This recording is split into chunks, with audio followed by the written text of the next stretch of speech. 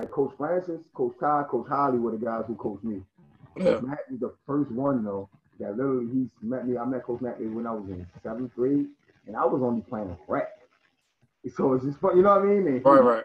He met me at hoops. Because Yeah. Matt used to practice at hoops, and he said, "Yo, I want to join." And like, man, like, bro, I've been everywhere because of that. Because like before, that's what I tell you. Before I ever played college or ever played any of that, bro, I already been all around the United States from playing basketball with First Baptist, bro. Like, wow, that's why I didn't know he was going like that far out. Oh, we went to Vegas. We went to Vegas too. Yeah, we went to we've been to Philly. We went to Philly. Like, I can just start naming places. I played in the first King James tournament. Yeah. Wow, that's tough. Yeah, bro. Like, and it was like I played in the very first. It was, you know what I mean? So it was like that's good to hear, bro. That because I really don't hear nobody bring his name up like that when it comes to like, all the my first time going to Vegas was actually with him when they took that trip to the Fab 48, and he showed us his strip and everything, and it was just amazing just to see that stuff. That's crazy, yo. That's crazy. I'm glad. You got anything last about the? What's good, Nadia? What's up, Charlie G? I see y'all. I got a couple questions for you. Yeah. I mean, I just want to know you talked about high school. You said that most of your looks came to AAU. So how was your high school career at Curly? Because I know playing that Catholic league ball, that private school ball. Yeah. I know that's kind of tough. So how was your? Yeah, I mean, Curly was a school. It wasn't known for basketball for real. Because I actually was trying to go to Mount St. Joe, but they already had their solidified guys, and I was trying to be that guy, obviously. So I was like, I'm gonna go to a school and try to be that guy. So I went to Curly. It wasn't really known for basketball, but we had some cool pieces around. My sophomore year, we had Coach Bauer. White guy, tall guy, pretty cool, but it just didn't work out. It just didn't work out. He didn't know how to like just command the team and stuff. So he really wasn't that good my sophomore year. We was like last in the conference. Junior year, we got a new coach, Coach Hubbard. He was pretty good, pretty better about his ways of approaching the game. Definitely was a motivator, a hardworking type of guy. And he actually went to Curly before, so he was an alumni.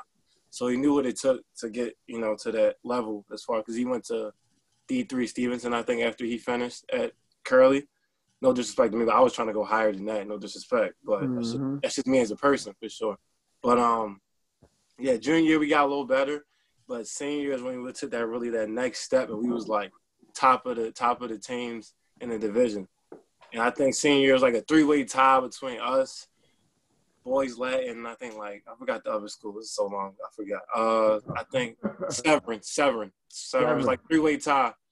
And I think we didn't make the playoffs because of some coin flip thing or something. I forgot what happened. I don't even care because it pissed me off, so I just got over it.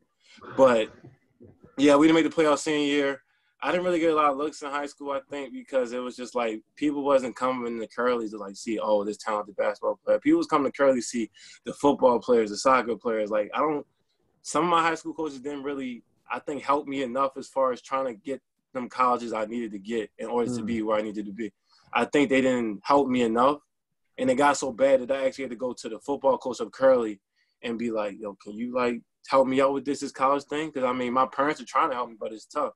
I'm over here emailing coaches myself, trying to get myself involved with certain programs and universities, and it's tough to do that, but I did what I had to do. And then, luckily, AAU, we played in some good tournaments with Coach Matt. Like you said, I got the looks that I needed and I wanted. And, that's what happened from there, basically. With your high school coach, I mean, I don't want to say coach, maybe I don't want to put it all on him, but with the system. It wasn't all on him. But you know what I mean? With the system and everything that's up there, you watching basketball now. What's up, Tony? You seeing the kids coming up now. You know what I mean? So, in making a decision to go to Curly, Mount St. Joe was your first choice, right?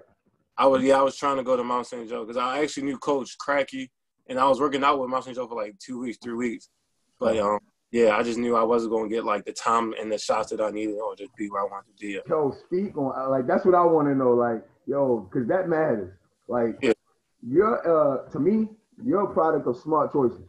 Yeah, for sure. I think that people don't know. One of the main reasons I wanted you on here was because I wanted to give, I wanted people to see that it ain't that easy. And the choices you make can really affect, you know what I mean? And your determination can affect everything. You know what I mean? So I truly like just listening to your story. I've done hella research. I know a lot Yeah. already myself. You know what I mean? But like just listening to you, like, and you actually go in depth. It's like, yo, realistically, the difference now is that a lot of kids don't take the time to think about those things you just said. Yo, For sure. How much shots am I going to get? For Am I sure. going to get a chance to really shine here? Am I going to be overshadowed? Like, yo, you saying that, and everybody, everything ain't for everybody. So, like, yo, you being in a situation where you at, and I'm saying, Joe, that's criminal. Yeah. Yeah. But if you stay there, bro, like, look how hard it still was for you to get looks in. You went somewhere and did your thing. So if you stayed there, who knows? You know what I mean? Like, who knows? Yeah. You might have got no looks. You could have been on the bench. Yeah. Fucked your whole confidence up, the whole nine. So, like, when making them type of choices, bro, what was the real determining factor for you at that age? Like, yo, this the high school I'm gonna go to. This the coach I'm gonna play for. This the system I want to be in. Well, my goal was ultimately to be the best basketball player I can be. And I know if I went to Mount St. Joe, I mean, I wouldn't be able to show that because, I mean, no disrespect to them. They had their guys. And I respect that because, you know, some coaches in high school going to have their guys they already had that they already been talking to since 8th grade, 9th grade, and they got a bond already. So I can't just come into there and try to be that guy, and they don't even know really who is this guy. So it's like, it's tough, but I made the decision best for myself because I wanted to be that guy. I always wanted to be that guy. Not in a selfish way, not even like I want to be the star. I just want to be one of those guys on the team that somebody can lean on and just be that guy for a team and lead them to wins and stuff like that. Because I know I got it in me. And I literally, basketball is everything I've done, and I'm going to take that seriously for sure. For sure. Because I want to make sure people understand it. Your determining factor wasn't for you to be selfish. It was for self-preservation. Yeah, it was for my future. Yeah, as well. My future. Right. That's what's up, bro. That's what's up. That right there was like, I think that was it's needed in like the generation we coming up in because they got like, it's different. You know what I mean? And they got a lot of different factors. Even with AAU and everything, bro, it's like totally different. Yeah, it's totally different. It's totally different. And with this generation, everybody want to hop on that playing for the best team, playing for the best squad, what looks the best instead of doing what's best for you. You know, we kind of talked about that last night. So yeah, for sure. It's crazy the amount of kids that just want to play on a certain team because they got the name or got something. But like it's crazy. Yeah. So go ahead, Swat. So when going to Wheeling University, is that the same mind state you took with going there? Well, yeah. Well, actually, it was called Wheeling Jesuit when I went, but it changed and changed since I left. I mean, we can get into that later. Why I really, you know, me and Wheeling got a little beef, but you know, we can get into that later. But yeah, Wheeling was a perfect fit because it was a couple Division II schools that actually wanted me, and there was a couple D1s, but they wanted me to do prep school and all that. But I had to, you know, make another choice for me. But Wheeling was a good fit because it was far enough from Baltimore, but it wasn't far like OD far. Like my parents can't even come see me, or I can't see my family or something like that. So I was far enough to actually get away and be independent and live life in a different culture. Because I don't know if you guys know, Wheeling, West Virginia is not nowhere near close to Baltimore, Maryland. No. It's mountains. It's a lot of white people. You know it's different. It's different. But it's West Virginia. How far is that from West? Right, how far is that from? How far is that from Institute, West Virginia? I went to West Virginia State. That's why I went there for 1 year. West Virginia State. Yeah, I went to West Virginia State, the D2. That's like 2 hours and 30 minutes. 2 hours and 30 minutes. Yeah, yo, it's nothing but mountain lions and dumb shit. Yeah, it's like 4 hours and 30 minutes from Baltimore. Yeah. That shit is not fun. That shit was the worst experience, bro. Yeah, it was crazy. It was West Virginia's different. It's definitely different. It opened my eyes. For sure. So did you used to go down to like Huntington and all that stuff to party? I went to Morgantown. Yeah, I went to Morgantown. Morgantown is probably one of the littest places I've been to for sure. Ever. It is lit. West Virginia, WVU knows how to party, bro. You know how to party. It is lit out there, bro. Ever. I've never. All right, noted. Yeah, yo, look, and the black people really be getting it in. Like, you don't think that it's Baltimore with some shit pop off out there. You like, okay. Yeah. West Virginia got black people there that you wouldn't even know. They got some black people there. Yeah, sure, bro. When that's dope, yo. That's super dope. So Because while you were there, I'm just gonna read down some of the stuff for people that don't know. I want to read down. So you were first team All-American. Mm-hmm. You got Player of the Year 2018. You were two-time first team All-MEC 2016 and 2018 in the MEC tournament MVP in 2018. What would you say was out of all of those things? Because I like the all-conference stuff. That's almost like when you're killing, you expect it. You know what I mean? Right. Like, what was that like getting MVP of like a tournament like that, bro? You know what I mean? Like it's crazy. That when you said to yourself, hey, I'm about to try to go to the league. Yeah. It's crazy because some of my teammates was like, you can really go to the league. Like you looking good, bro. And I'm like, chill, bro. Don't size me. Don't size me like that. Like, I feel you, but like let's chill out a little bit. Right. I like what y'all saying though. I like the confidence. Right. But it was my senior year, so I mean I wanted to end my senior year with a bang. I wanted to end it with a ring. Never got a championship ring, I think, as far as high school and then college. So it was my senior year. So I mean everybody wants in their senior year with a ring.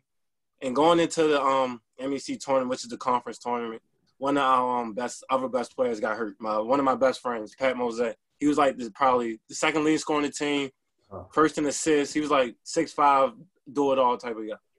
He got hurt towards ACL. It was his senior year too, and he was trying to go pro. He was trying to go pro next year too. So that really was like a devastating injury. He got hurt the last game, the last game of the season. The conference game got hurt against our rival Westlake towards ACL. Okay, well we don't have him for the rest of the season. So close the door. I'm sorry, cousin. What was I talking about? Okay, he got hurt the last game. Yeah. He got hurt. Okay, senior. So it's devastating injury. I'm like I'm really like sad. Like I don't know what to do. This is my best friend, my roommate. We live in the same house. All that, blah blah blah. So my mindset in this tourney, going to the tourney is, we gotta get this ring for Pat. So they announced, the first team, that Player of the Year. I got Player of the Year, first team. I'm like, okay, that's fine, but I'm trying to get this ring. So going to the tourney, we had to have guys step up. Obviously, because our second best player is hurt. So we had a couple freshmen step up. We had our other seniors step up, and obviously I stepped up. And then we had to win 3 straight games to win the tourney. So we played this one team wise. We beat them. It's a tough game actually. Beat them by like 10. Played Concord. They had like the nation's leading scorer on their team. I promise you, I watched this guy drop 50 points the game before he played us. He played Fairmont State. He dropped 50 points on them. And we literally watched it like, we got to play this guy tomorrow. and I'm like, yo, what the heck? How do we stop him? Like, I'm obviously in my head like, we got to stop him. Like, how do we stop this, bro? Like, he's OD. I ain't like, he's tough. White boy got bounce, can shoot, all that. Like, white boy got bounce. Like, I'm talking about splitting, dunking on people. But so we played them next game, Concord, leading scorer, blah, blah, blah. Our freshman point guard sticking them, locking them up, strapping them, blah, blah, blah. We win that game. Okay, we got one more game to play to get this championship. We playing against Charleston. You know Charleston. Charleston right there by White Chase. Yeah, I know. When you said Fairmont State, you naming schools. I'm just like, this is dope, my father bro. actually went to Fairmont State, which is crazy. It's crazy. Yeah. But Charleston, we play Charleston. The MEC tourney is in Charleston. So they got the home court advantage. They got the fans. Mm-hmm. They ready to go. They got a couple seniors over there trying to win. So I'm going to, I ain't gonna lie, I'm nervous as hell. Like, I got to win this game and solidify myself as one of the best in my school, in MEC history, my conference history, and all that. I got to win this game to solidify myself. I need this ring. We go into the game. We down like 10. We come back. It's like first quarter, like 5 minutes left. I start getting hot, hit a 3, floater, all that, doing everything I do. We get up by like 10. Second half is a cool breeze, going back and forth. But we was already up by 10, so we're going back and forth. So, pretty much we end up winning the game. And once that final buzzer sounded, it was just crazy the amount of emotion that came through me, came through the team. The guy that towards ACL, he started crying on the bench. Immediately I went up to hug him, make sure he was good. And I told him in his ear, I'm like, bro, this is for you. I did this for you. This is for us. Let's go celebrate. And then we're champions. That's dope. That's dope. Right, so this is what I want to ask you, right? So let's take yourself back to that game, right? Yo, what type of mental mode did you have to put yourself in being down 10 early? Because, some people, especially being collegiate athletes, can mentally check out at that point, especially in a game so big, how did you have to focus, how did you have to refocus yourself to bounce back? Because I know sometimes our AAU team struggles with that. Yeah, I mean, basketball is a game of runs. It's a game of runs. Again, bro. So, like, if you down 10, you can go up 10 like this. It's a game of runs. It goes back and forth, back and forth. It's all about who's going to make the run for the longest time, who's going to stop the other person's run for the shortest time or whatever. Mm-hmm. So it's like, when I'm down 10, I'm not worried at all. When I'm down 20, I'm low-key not worried at all either. So, I mean, it's all about runs. It's all about just having confidence. Like, shots are going to fall. We're going to get stops, and things are going to go our way. Because sometimes basketball just doesn't go your way. You get fouls. You get, illegal screens. You get travels. Like, it's tough. Shots don't go in. It's tough. But you just got to keep fighting because, at one point in time, you're going to make your run. Because, like, when I tell my team, like, when we're up 20, I tell my team, like, listen, they're going to make a run. We just got to be ready. We got to be ready to stop their run. Because every team going to make a run at the end of the day, I feel like. Yeah, it's crazy that you say that as a coach, right? Now that I'm coaching more than playing, right? So I always tell a kid, and listening to your story, bro, you just giving me like chills, keeping it in the buck.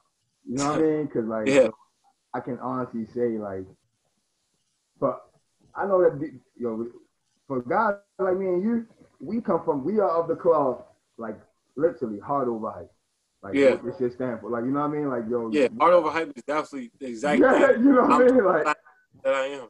That's you like exemplify that in every which way. And bro, like Lance because Lance has won championships in college. Like, this is awkward because we got 3 dudes on here that won college championships, bro.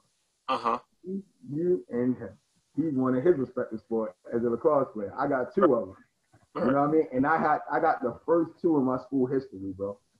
And I can only, like, bro, that feeling, like, that's what I'm saying. Listening to you, like, talk about the feeling, bro, that shit is crazy. It's different. It's different. Feeling.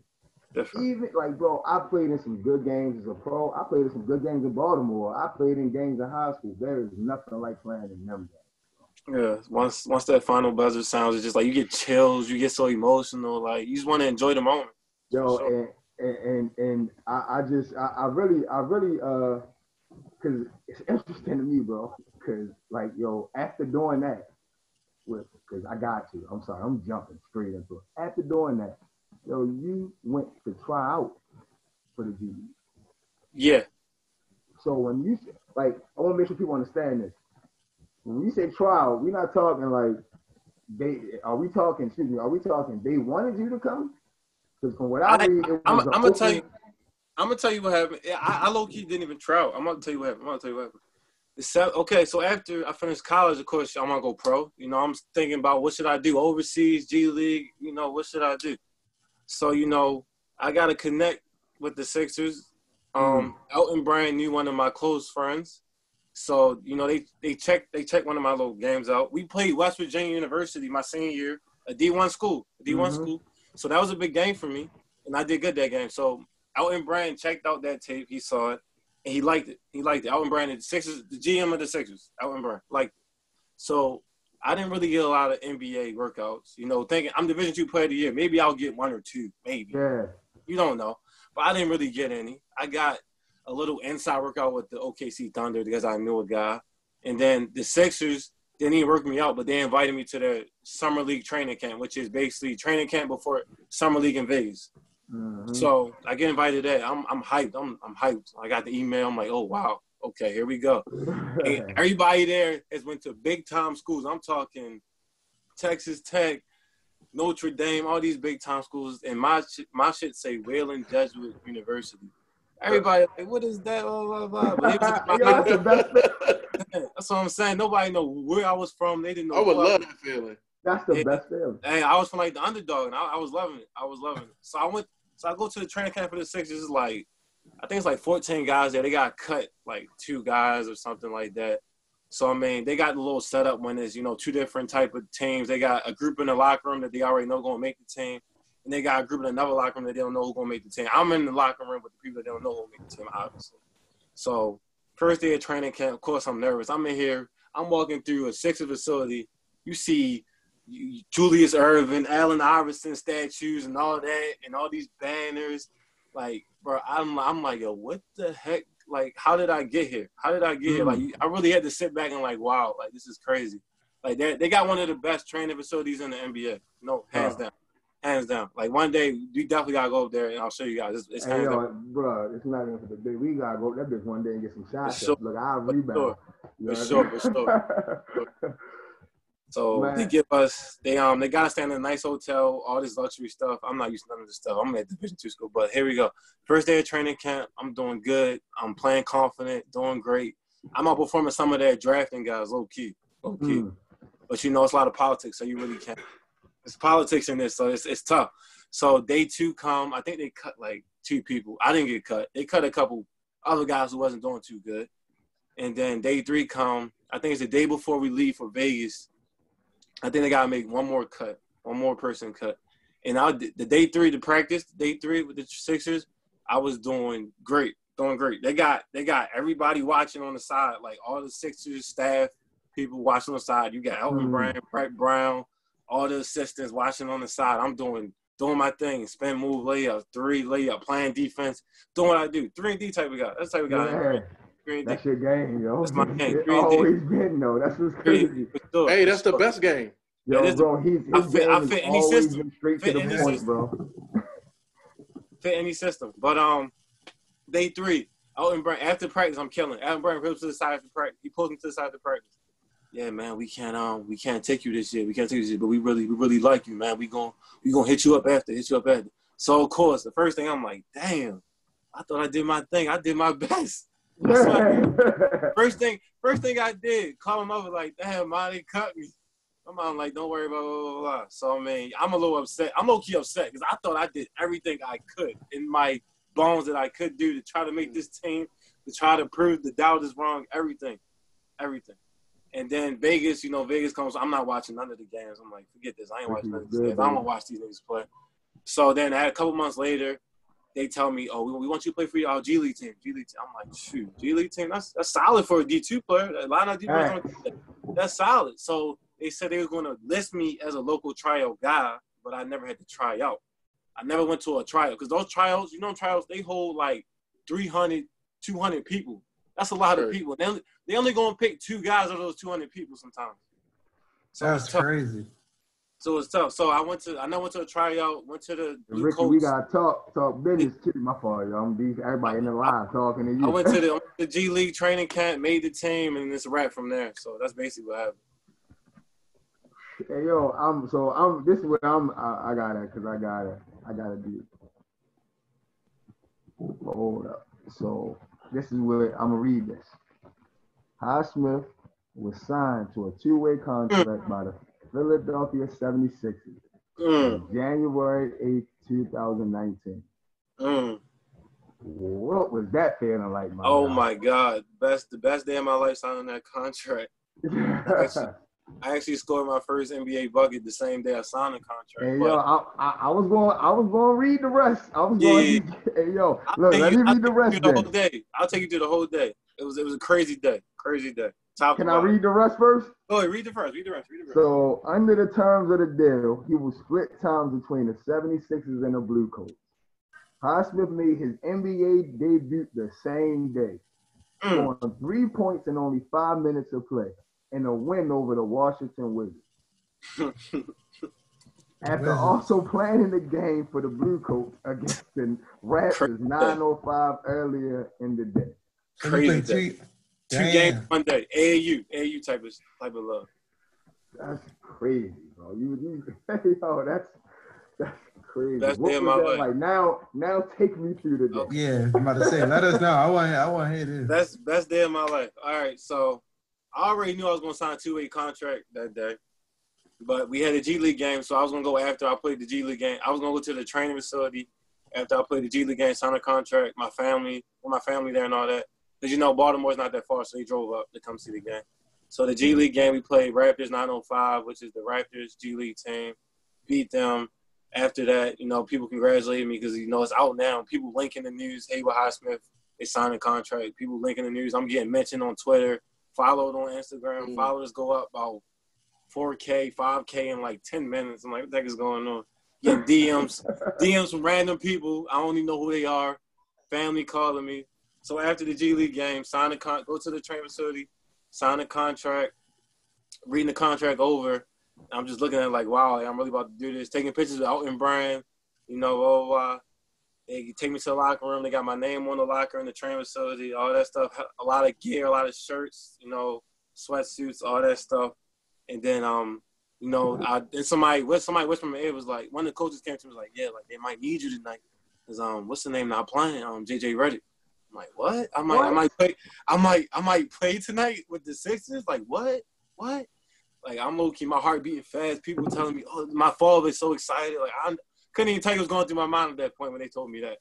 So they made it official. Like, oh yeah, you're playing tonight. Like, blah blah blah blah. So, called my mother like, Ma, you gotta get up here, because my mother was at work, but she got off work, came to the game, NBA game. My mom up there, my father up there, my brother up there, my uncle. Couple uncles up there, actually. I got a hell of people up there. I don't even know how they got up there. And you playing against the Wizards. The Wizards, yeah, the team that is closest to Baltimore. Right. Crazy. Bro, what? It's like a movie, yo. That's a movie. This is a movie. It's not even done. I'm not even done. So the other two-way player, Shake Milton, Shake plays with Sixers now. Me and him in the facility, we chilling. So they call us both up. So, you know, they call up two-way players whenever they want. They call us both up for the game. So I ride with Shake to the arena. This is my first time walking in this arena as a player of the 76ers. People greeting me, people showing me love. I'm pulling up, you know, people videotaping me, walking in the arena, all this stuff, blah, blah, blah, blah. So, I mean, the one part that I was, like, a little nervous about, like, I got to meet these NBA players. Like, I got to meet these Jimmy Butler. Like, look, like, I didn't know how he was. Like, I don't know how these guys are. Like, are they gonna like be like, yo, who the fuck is this? Or they gonna be like, what's up, bro? Blah, blah, blah. You know what I mean? Or just keep it moving. I don't know how they are. All you hear is how they is. But I mean, I walked in the locker room. Everybody's cool as hell. Dap me up, introducing themselves to me. Meet Brett Brown, introduce themselves to me. Like, everybody's just warming and loving. It's crazy because they're normal people. Because you never know how people are. You never know how people are. So they walk me with open arms. We got shoot around. I'm warming up in this big ass arena. Biggest arena I ever played in my life, of course. Like, yo, this arena is big as hell. So I'm warming up and stuff. Definitely nervous as hell. So the game time come. You know, the Wizards wasn't the best team last year. Right. John Wall was hurt, so the Sixers was one of the dominant teams in the NBA. So they started blowing them out and stuff. So people on the bench like, yeah, you about to get in, you'll start stretching. I'm sitting there like, what? Huh? What? Okay. I got up so quick. I said, okay. Did my little stretch routine. Brett Brown called me in the game. I'm like, huh? Okay. ran to the scores table. Ran to the scores table quick as hell. Like, all right, here we go. Take off that hoodie, that sweatsuit, check in. I ain't gonna lie. I'm nervous as hell. Like, I ain't gonna lie. Nervous as hell. But I'm thinking in my head like, yo, this is basketball. In the back of my head, I'm like, this is basketball. I'm doing this since I was little. Like, come on, bro. Fuck all that shit. But then, so I get the ball. Almost turn it over. Low-key almost turn it over, but I didn't turn it over. Threw a pass. He got fouled. I didn't turn it over. Next play, he called the play when two guys come off two down screens. Yeah, so just to let you know, we run Philly's offense. Like my AAU team, we run the Philly elbow. That's a fact. Okay. Yeah. It's a good offense. I like the offense. That's what's up. So yeah, he called that play. I forgot what it's called. It's called something. I forgot. Corona got me messed up. But he called the play. Come off the curl, the down screen. Yeah, Shake was playing too. He hit my side. I'm coming off. I'm looking at the rim. I got the ball. The ball comes. I'm looking at the rim. I see the rim. I'm like, yo, fuck this. I'm ready to shoot this. Let it go. It feels so good. On my hand. I'm like, this got to go in. Bang. Went in. Haywood Highsmith for three. They yell it out. Blah, blah, blah. My teammates on the bench going crazy. Jimmy going crazy. Ben going crazy. My family is going insane. My family tried to record it. They started screaming. They didn't even get a good recording because they were screaming so loud. Yo, I'm going and saying, I could feel the passion and you delivering the story. Shit like this. This is life-changing type of story. Like, this really was the best moment of my life. I think about this damn near every day, this moment right here. And then other than that, I gave an alley-oop to somebody. And then after the game, it was just like, it was crazy because people were just showing so much love. My family was there. And then I think the best part was just having my family there and having them with me because, they been with me since I was little.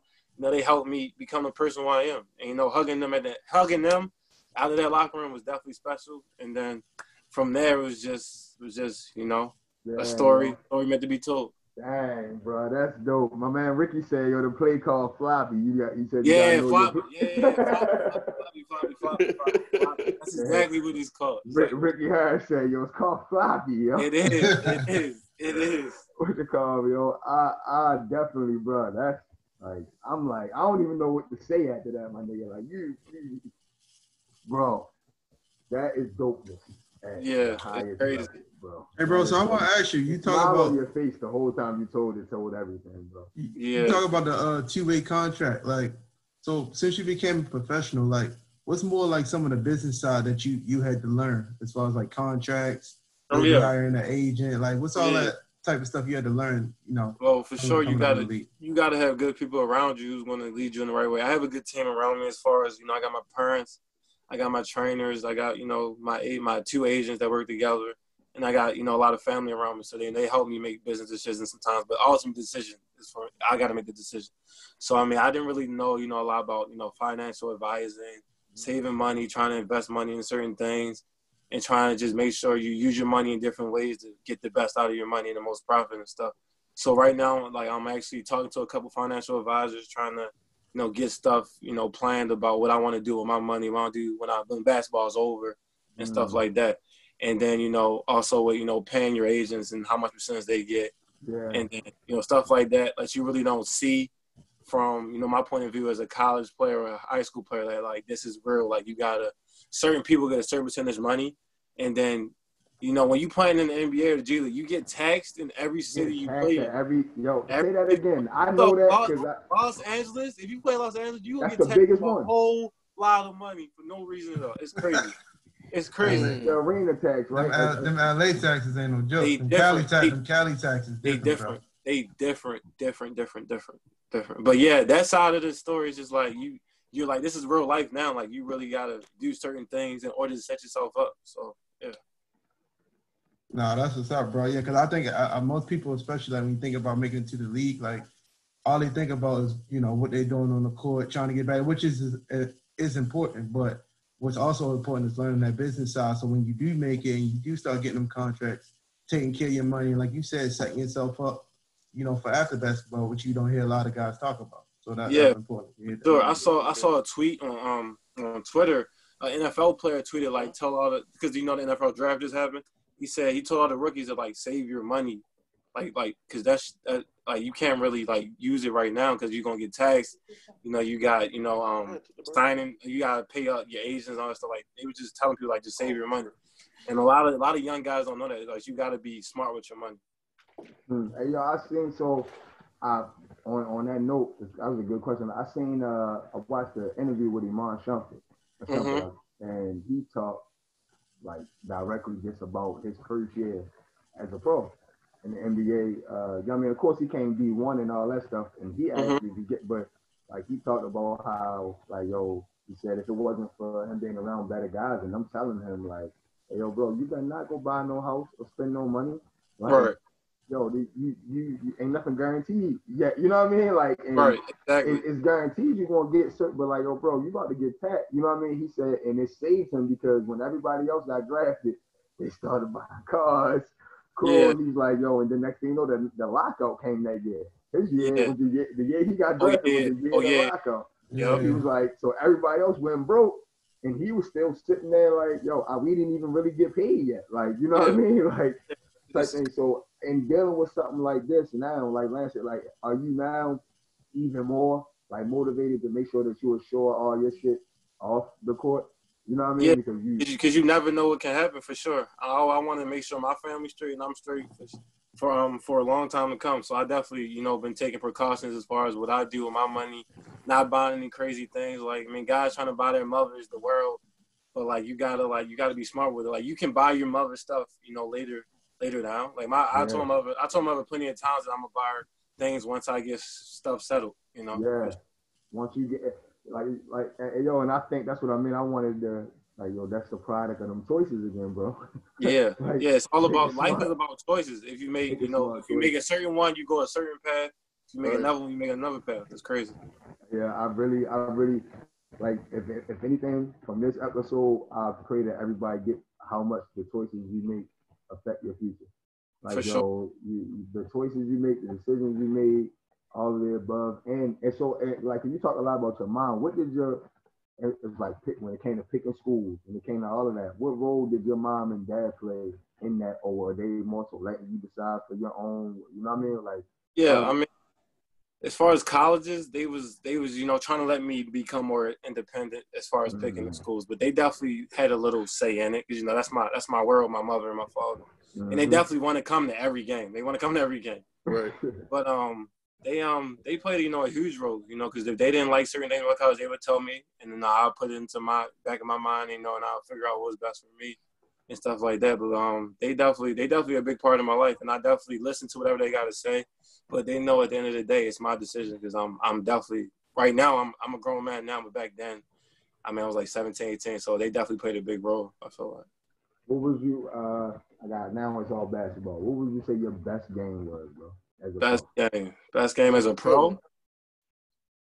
As a pro. It's a good question. Okay. First year as a pro, we played OKC Thunder G League team.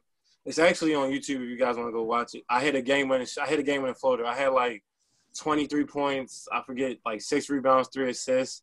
But I was doing like a lot of other things too. I had like 3 steals. Like I was defending a lot of different guys. I was doing post moves, and I hit like the game winning floater. Like I said, that was pretty much a good game for me, I guess, because it was just like that game really. It was like right after my birthday. That game really like helped me get a lot of confidence because like around that time, I low key was not playing my best basketball. And I was trying to get out of a slump. So, all it takes is like, a shot to go in or one good game for me to, get my rhythm back and just get back in that groove and stuff. So, that game right there definitely changed the way that season went. And I low key, without that game, I don't know how, the rest of the season would have went as far as getting that two-way and stuff. That game really changed everything around. Like, it really just, made everything come back in circle. It was different. That's tough, yo. The OKC team, that was the first team that you went to go think about signing with. Then one of the teams that invited you when you were talking earlier. Yeah, I knew a guy that worked for them as far as like I forgot what the position was. I worked out in front of him, and he definitely told me they were interested and stuff, but it actually didn't work out. But I was definitely interested. OKC, it's like a hard playing team. They play in like Oklahoma City where people love, like Russell Westbrook plays hard, like they love that type of stuff. So they definitely fit my style of play. Like I like to play hard, I like to play defense and stuff like that. So OKC is definitely one of the good teams.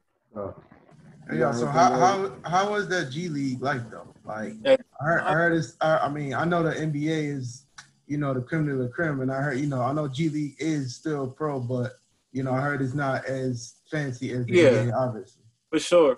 I've had the luxury of getting both live with the two-way contract going up and down. That's why. Stuff like that. So I would go from private jet to commercial flights, and I'd be like, "What the heck is going on?" I'm getting a little spoiled. Like I'm used to all these people. But that's hilarious. The G League is definitely a grind. It has its ups and downs. You don't get treated as luxury. Obviously, you get different types of hotels. Haywood Highsmith, my fault, yo. It's Haywood Highsmith for everybody that's watching. My man wanted to know who you was. Haywood Highsmith, yo. G League, you get different types of hotels, different types of arenas. Delaware 76ers. He's on the two-way. Go look him up, B. Use your Google. Use your Google, J-Han. All right, I'm gonna answer the last question. My fault, go ahead. You good. All right, so you get it's different lifestyle, different hotels. Living situation is kind of different. They pay for that, but I think the living situation is pretty good as far as they put you in nice places. And then it's not as much hype and stuff. A lot of the fans are different. Arenas are not really packed, but there it's a good crowd. But money's obviously different as well. So it's different as far as just some things. But they treat you well in the G League. I feel like sometimes, and other times I feel like they be trying to get over. So it's like going back and forth. It's like on and off. They treat you well, then they try to do some BS. And it's tough. But it's a grind for sure. So why would you pick that over? Why would you decide that overseas? Because I know a lot of guys who go back and forth about that. So I just want to get your perspective because I know a lot of guys that play overseas, and obviously you play in the G League. So what made you decide that? That's a great question. That's a great question. I always get this question a lot. So me and my agent felt like the best opportunity for me right now, with me being young, in the way I play basketball, that I can definitely fit today's NBA game and and being in the G League. So like I was 21 coming out of college trying to play professionally, so which is kind of young, I guess. It's for if you went to college for 4 years, because my birthday's in December, so I'm young for my wherever I'm at. Yeah. So Sagittarius life. Huh? Sagittarius life. Facts. Yeah, Sagittarius life. Yeah, Sagittarius life.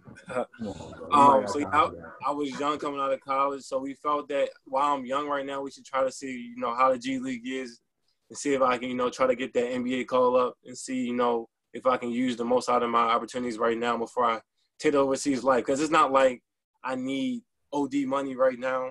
My family's good, without me right now. They have a good. My family's like middle class, upper middle class, a good living family. So they didn't really need, OD money. Like if I went overseas, I can probably get, more money, obviously. But my ultimate dream, everybody's ultimate dream, they don't got a lot of it, is to get to the NBA. That's the highest basketball in the world. So I wanted to do that, and I got the call up. So obviously it was worth it. But I obviously wanted to do that since I was a kid. So I mean, I just wanted to try it out first, and then if I go overseas, I'll go overseas. We'll see how that goes. So do you think going overseas? Oh, my bad. This is my last question about that. So do you think going overseas? You think once you go overseas, you don't get that call to the NBA, or you just think that the G League it just put you closer there because of the affiliation? I mean, it depends. I think the G League is so much. It's like right there. So like they literally have like a showcase in the G League where they invite all the G League teams and all. It's like so many NBA scouts there just watching, and it's perfect. Like it's literally perfect. But I mean, you definitely can get to the NBA from overseas as well. Like, I'm not saying you can't get from overseas. I just think it's easier from the G League for sure. They see you more. It's easier to track you. I was just gonna say, I think from just knowing certain things, you know what I mean, and from playing myself, and so I think that the way you did it will benefit you. Like you said, because of your age, it was the smartest decision. That was a smart ass choice, because in the long run, you'll get that money on the back end. Yeah, I got that EA tag now, so if I went overseas, exactly. Now everybody's got to pay you. They're gonna toss me more money now, so yeah. Exactly. So that was like the best decision for you. I think that worked out, bro. Again, product of them fucking choices, bro. I've made some good choices. Thank God. Yo, product of some good choices, bro. So look, I really like. How I want to say this. We had Stanton on here. For the most part, we've been trying to get dudes that literally like, let's just out that club or whatnot. It's a lot more I could ask, but I'm just like, personally, I'm really into the fact that like, you persevered, you like just, you know what I mean? You persevered, you made your mind up. You said your point A was your plan A was going to be your plan B, your plan C, your plan D. You know what I mean? And that's what, like, the shirt speak for itself. You feel me? Baltimore versus everybody. You know what I mean? Like, and it's just, shout out to Barry, mindset. Little man. Yeah, that mindset and all that, bro. Like, what you did is special. And I wanted to bring you on because it's like, I don't think people know. Nah, people don't know. A lot of people don't know. And it's like, it's because I stay low key. I stay low key. And it's beautiful that you do, but I just that's a great thing. Do you think you get your respect as a Baltimore hooper, bro? Because I think playing in the Brunson this past season, I got more respect for sure. Mm-hmm. More respect for sure. But I think like this season, if the Brunson played, like if I played in it again, I'm gonna keep getting respect. Yeah. Like people know who I am. I stay low key. Like I'm not that guy. I'm not gonna talk a lot. I stay low key, very low key. Just worry about getting. That's how you got to be nowadays for sure. I think. The last, I guess, what you call question, like how did it feel question I would ask is, bro, and like I'm gonna tell you how I'm gonna keep it. Look, for everybody that's on it, I don't know how everybody else do as far as being haters. I know Baltimore known for haters, but I'll tell you how real I keep it, bro. If I turn on my Xbox right now, I'm in my living room. I turn on my Xbox right now, and I go on my NBA 2K. I mean, I go and I play like careers, the career season, right? The seasons where you actually get like your pro and you like the GM running the shit. Yeah. So you on my team, Stanton on my team. Will on my team. Okay, I like this team. On my team. Melo on my team. I got the 36-year-old Sam Cassell on my team. Damn, I got the 29-year-old Muggsy Bogues on my team. Like, this is a fact. That's you know respect. what I mean? Like, that's yo, so how that's did a tough squad though. Yo, It is. like, they can't fuck with me on it. Yo, how does it feel, or how did it feel when you got on 2K and they had your name on that joint as a G League player to get called up, bro? Because it's a lot of dudes they could pick. They only put a certain amount of dudes on there to get called. It's only like 10 dudes that you can actually call up. Yeah. You're one of the top names. It's crazy. It's crazy because I get messages every other day, like people playing 2K and like, yo, I'm about to sign you to this contract, bro. I'm about to kill with you. It's crazy because you always dreaming that as a kid, like playing with yourself in the game and stuff. And I'm like, I'm not. They put my overall like I think like a 69, 70, which is not. It's not good, but it's not. It's not bad. I'm gonna tell you the truth. I made you. So this is what I did. I went and I downloaded because this is what you remind me of in my people. Like, yo, bro, like I tell you, I'm a fan first. Like, and you know, I'm a dog on the. You would never expect me to be this way. When you I wouldn't. I've never seen the side of you a day in my life, bro. Day in my life. Like on the court, this guy just going at like I be watching like, yo, this nigga's a dog, and now he's over here being a fan. Like it's crazy to see both aspects of him. It's crazy. Yo, bro, I'm a fan. I'm a fan first. Hey, yo, I downloaded Allen Houston's Player DNA. Wow. Wow, you gave me the Allen Houston charge. Wow. Bro, so like, your overall in my season is like a fucking 89. Oh, I love it. I love it. Hey, yo, what? You average like 29.1 points a game. Franchise player. Yo, you my friend. You franchise player. You one of the main dudes. You feel me? You know how they go in a little shit and they show you like the players that we not looking to trade. You on my list of non-tradable niggas. Oh, wow. I love it. That's love. You, Stanton, Melo, and KD. That's love. That's love. I love it. I love it. Facts, yo. Like, you feel me? I do no capping. That's a fact, yo. So how did that feel though? Like, 2K. I mean, I was trying to play with myself. Yeah, I played with myself before. I hit a 3 in the corner one time myself, but I mean, they got me on there like the person don't even look like me because I cut my hair. First of all, they got the guy with the hair and stuff. I mean, he's cool. I think they made him like a kind of like a shooter and like a defender, which is what I am. Yeah. But obviously, it's not the overall I want because I don't think I'm that bad. But he cool, bro. He cool for real. Like, he ain't the worst player, but he cool. No, bro, you shit. Hey, yo, it's my nigga. I done played pro, chase the dream, all that. I ain't on it 2K. So, like, my nigga, that's something to be proud of and that you know what I mean? Like, a lot of you doing something bigger. You doing something bigger than that, man. You helping these kids. You doing this podcast. You doing something bigger than that, for sure. Sure, bro, but it's still it's like that's a feat. I love to see niggas make it. I'm sorry, I just do. Yeah. I love that, bro. That's love. I love to see grinders make it, man. And yo, more than anything, you embodied it, yo. For sure, I appreciate that. And there's a lot of dudes that get mad. They probably won't say it, but that don't necessarily like the fact that I do the podcast or maybe haven't invited them on. But like the cloth of people that I'm inviting on, yo, it sticks to what I represent. Yeah, for sure. That's how it should. It's just that simple, bro. Okay, yo, y'all represent hard over height, bro. Like that's how it should. That's how it should be. For sure. Like look at your story. Fit the mold for itself. You know what I mean? You the mold, bro. So like like I said, our shit, we just about showing appreciation, yo. So you need that. The city might not give it, but we gonna give it. Hey, bro. And what I'm gonna let you know is we real live basketball fans. So you know, from us, we gonna give you that real live lifestyle basketball questions, but on the court questions too. And what I want to know is who's your toughest check so far?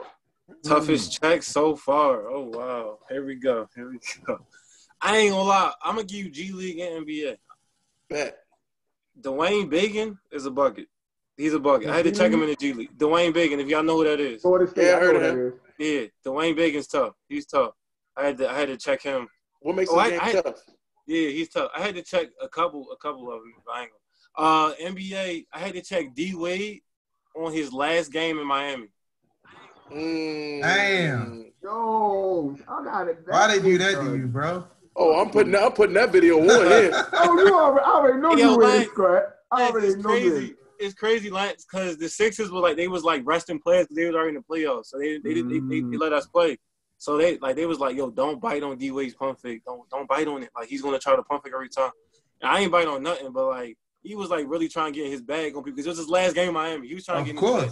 He was trying to get in his bag. Like, he was doing everything and all that, bro. All that. That's crazy. Damn, that's yo. bro. So did he give you the respect at the end of the game? Like, sure, you gonna be all right. Yeah, he dapped me up and everything, and I said, yo, you a legend, bro. You a Hall of Fame.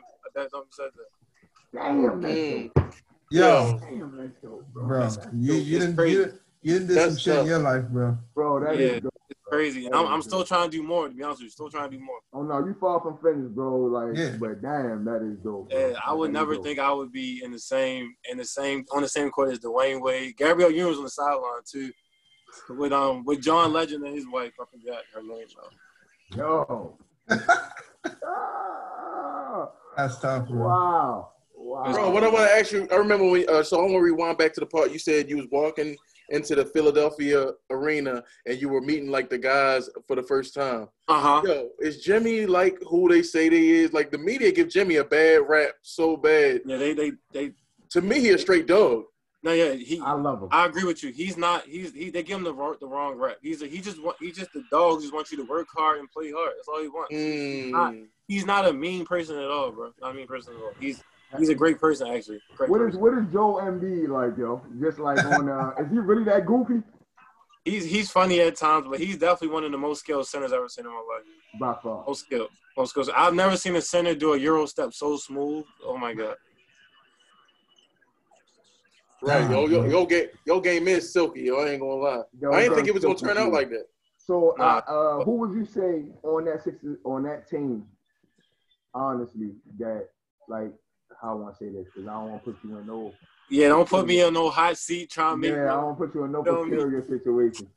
Get a text out of this like, yo, was you talking about me, bro? How would I say? Who would you say will out of those two? Because I think they're gonna keep that pair together for a while, for a long time. So would you say that's one of the toughest two combos that you've seen? Toughest twos? Yeah, toughest like combos as far as Ben Simmons and could you see them being like a Kobe and Shaq? Like Ben and Joel? Yeah, Ben and Joel. I wouldn't say Kobe and Shaq because Ben is more of like just an all around playmaker. Penny and Shaq. Kobe's like a killer, like a Montez a killer. But I don't know. They definitely are one of the best combos in the NBA. I think I wouldn't compare him to Kobe and Shaq. I'd say like. I meant to say Penny and Shaq. I don't know why I said Kobe.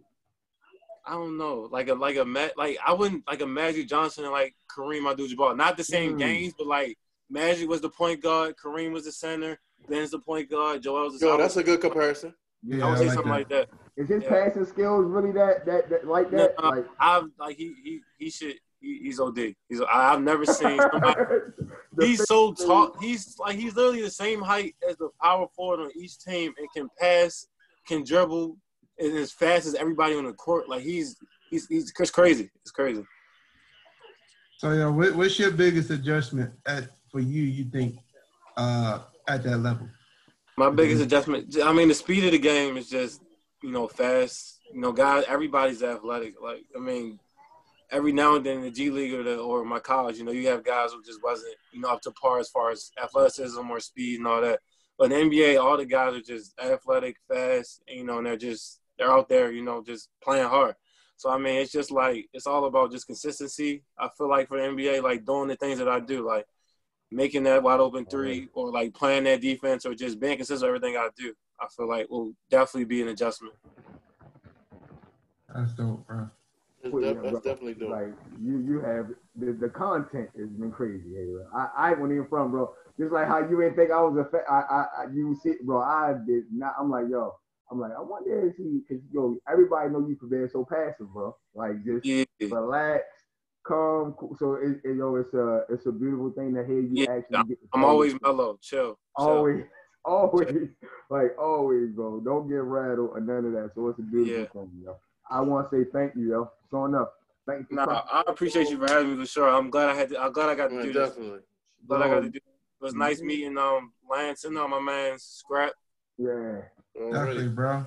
Hey, bro. Before we let you go though, Oh yeah. What we really need is a good drop from you, bro. I'm gonna go ahead and spotlight you. I just need you to introduce yourself. You know what I mean, and tell everybody to watch. Make sure they watch Heart Over Hype TV podcast. Okay, introduce myself and say that. Okay, I got you. Yep. You ready? Yep. Haywood Highsmith, played with the Delaware Blue Coats in the 76ers. I want you guys to listen to Heart Over Hype podcast. Yeah, I guess that's it. I don't know. I'm supposed to say something. Told you, yo, you mellow. You told you. Bro. No, it's good. Hey, the Heart Over Hype is what we wanted to see in your name. Yes, sir. Hey, yo, I appreciate you guys having me. Do it, Yeah, bro. Appreciate it. Keep we appreciate your you, thing, bro. We definitely got a link. We definitely got a link in person. Everybody. Yeah, we got to, bro. Oh yeah, definitely. To the real joint, yo. Once this, and I definitely want to, like, bro, honestly, cause you be working. I want to definitely get some work in with you, yo. And yeah, for sure. Come and speak to the players, yo. I would love to come and speak to our players. Yeah, anytime. Let me know. Definitely. So, That's got to be big. Your story alone. Hey, I'm trying to do a camp this year. Actually, when Corona settles down, like a free camp for kids in Baltimore. So like, let you guys know. Whatever. Hey, yo, whatever you need, bro. Whatever you need, bro. I mean, we got the nonprofit and everything. We are sponsored, no problem, bro. Thanks. Appreciate you. Yeah, we gonna talk. We gonna talk for sure. All right, bro. Let me know, yo. Hey, appreciate you, my guy. Appreciate you guys, yo. It was good talking to you guys for sure. Already, bro. Hey, we gonna be following you, and stay safe, bro. You too, my guy. You too. Already, man. All right.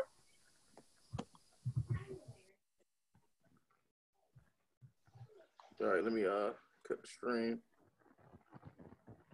Oh man.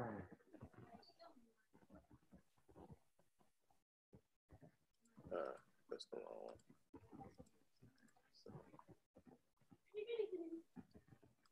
one. All right, we good.